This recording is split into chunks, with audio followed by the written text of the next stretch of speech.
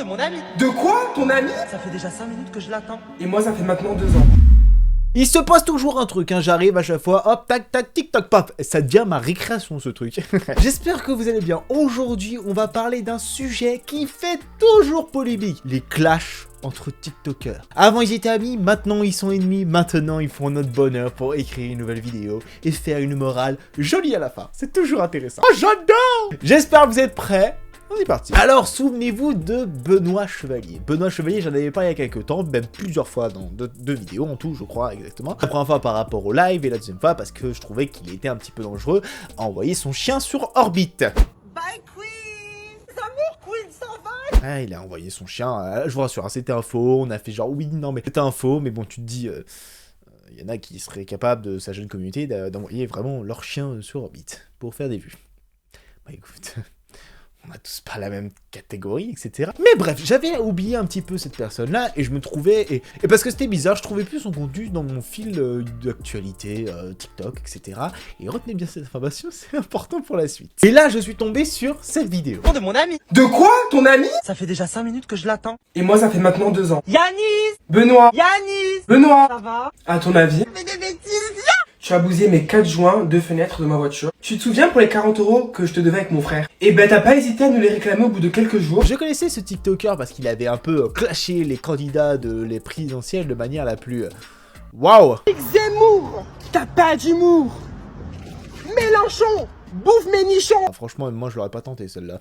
Et là, je me suis dit, qu'est-ce qui se passe encore? Attends, mais on va écouter jusqu'au bout. En disant que tu n'aimais pas courir après ton argent. Et moi ça fait 2 ans que j'attends pour les 900 € de joints de ma voiture. Sachant que tu as le devis chez toi et que tu es très bien conscient des 900 € que tu me dois parce que tu voulais me vendre ton chien en me déduisant cette somme. Je passe par TikTok parce que tu m'as tout simplement bloqué et menacé. Ah, l'argent sur les réseaux. Ah, l'argent dans la vraie vie.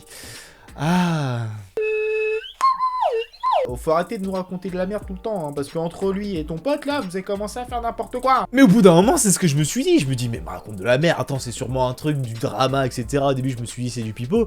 Et j'ai regardé jusqu'au bout, et là, j'ai vu... Je n'ai plus aucun contact avec toi dans la vraie vie car tu es un manipulateur. C'est pour ça que je t'envoie mon RIB dans ta boîte mail pro. Et au Pas du tout, ça fait plusieurs mois qu'ils se parlent plus, ça fait plusieurs trucs. J'ai fait, non mais qu'est-ce qui se passe? À part là, on va faire une vidéo. Alors, pour restituer le contexte, en gros, ce TikToker qui s'appelle Lucap...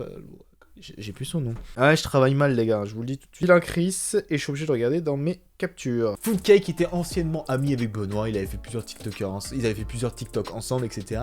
Et là, quand j'ai vu ce truc-là, de Yana, tu me balances des TikTok sur le dos, etc. Avec tes comptes de secours, etc. Pour essayer de me dénigrer, comme quoi je copie ton contenu et tout ça. Les gars, TikTok, si ça se saurait que c'est du contenu original, on l'aurait su depuis bien longtemps. Là, je me suis dit, c'est bizarre quand même. Je vais aller voir ce qui se passe sur Benoît. Pourquoi je peux pas voir? Qu'est-ce qui se passe? Attendez, je vais essayer avec mon compte avec un autre compte. Et là, j'arrive à le voir. Oh. Oh. Oh. J'ai été banni. Il m'a banni alors que j'ai juste fait 2 TikTok sur lui. Ok, j'en ai fait 5, mais parce que c'était la même vidéo YouTube que j'ai coupé en plusieurs vidéos. Ah bah d'accord, bah Benoît, on a chopé le seum à ce point-là ou quoi? Et c'est là où je me suis dit, ah c'est drôle. Et là, j'ai vu la première fois, je me suis dit, bah je comprends même maintenant pourquoi je vois plus son contenu. Oh, c'est dommage. Moi qui étais tellement friand, ce truc-là. Je disais donc. Quand j'ai vu évidemment que j'étais banni, je me suis dit, bon, ok, bon, il y a un autre compte de secours, je vais aller voir là-dessus, etc., etc. Pas le truc le plus compliqué. Et effectivement, j'ai remarqué que c'était de pire en pire. Bref, je vais pas trop parler de cette histoire parce que pour moi, ça représente juste un constat que j'ai déjà fait dans plusieurs vidéos, mais qui est encore plus flagrant avec cet exemple, c'est que les amitiés sur TikTok, sur les réseaux, sur la plupart de réseaux que vous pouvez voir, il y en a malheureusement quelques-unes qui sont par intérêt. Et c'est là où je me dis c'est critique, dans le sens où c'est deux TikTokers qui sont quand même assez connus sur la plateforme, et dans le sens où ils sont obligés de se mettre en avant, en se critiquant, en se mettant, en se faisant des dramas, etc. On a vu le cas notamment avec Cyprien et Squeezie. En fait, à chaque fois qu'il se passe un truc comme ça, ils sont obligés de régler ça par réseau interposé, et ce qui est grave, c'est que ils se parlent plus, tu m'as bloqué de tous les côtés, etc.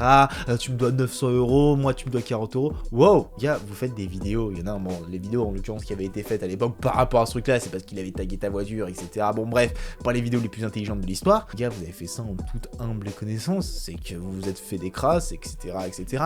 Et c'est triste d'en arriver là. C'est que, oui, nanani, tu fais ça, tu fais tout le temps. Wow, Pire, c'est pas grave, hein. Si vous êtes fait avoir en amitié, comme la plupart des gens, il y a des gens, un jour ou l'autre, ils vont rencontrer quelqu'un qui en a clairement rien à foutre de leur gueule et qui vont être là soit par intérêt, soit pour autre chose. Eh les gars, au bout d'un moment ou un autre, ça se passe comme ça la vie malheureusement. Il y a des gens qui sont plus ou moins corrects et d'autres qu'il faut mieux virer tout de suite. J'ai l'impression qu'il y en a avec TikTok qui découvrent la vie mais bien après.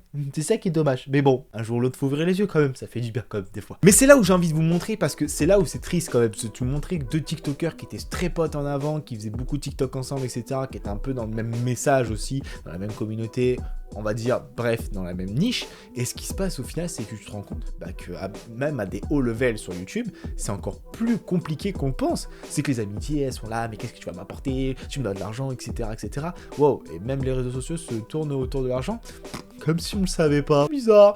Je m'éloigne de la caméra parce qu'on le savait quand même pas du tout, hein. Faut pas nous prendre pour des cons non plus. Et c'est là où je me suis dit, bon, ça va commencer à évoluer d'une certaine façon. Qu'est-ce qui va se passer par la suite? Le problème, c'est que là, on voit entre guillemets l'envers du décor parce que eux l'ont mis en avant. Ils ont essayé de faire des TikTok où justement ils se mettent en avant. Bref, vas-y, je te parle pas, etc., etc. Et au final, Benoît n'a pas répondu. Et je pense que c'est la meilleure des choses.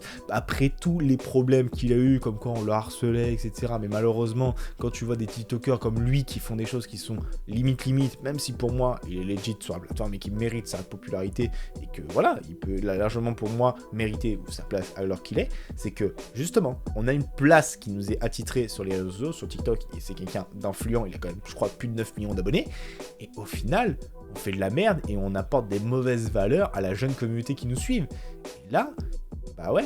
C'est-à-dire que demain, les TikTokers que vous pensez sont meilleurs amis ou des TikTokers qui font un TikTok ensemble, garçon ou fille, vous pensez directement qu'ils sont en couple, c'est que des fois, c'est juste par pure avarice ou par pure ça va mieux marcher, forcément, on fait genre qu'on est en couple, on fait genre des trucs, etc.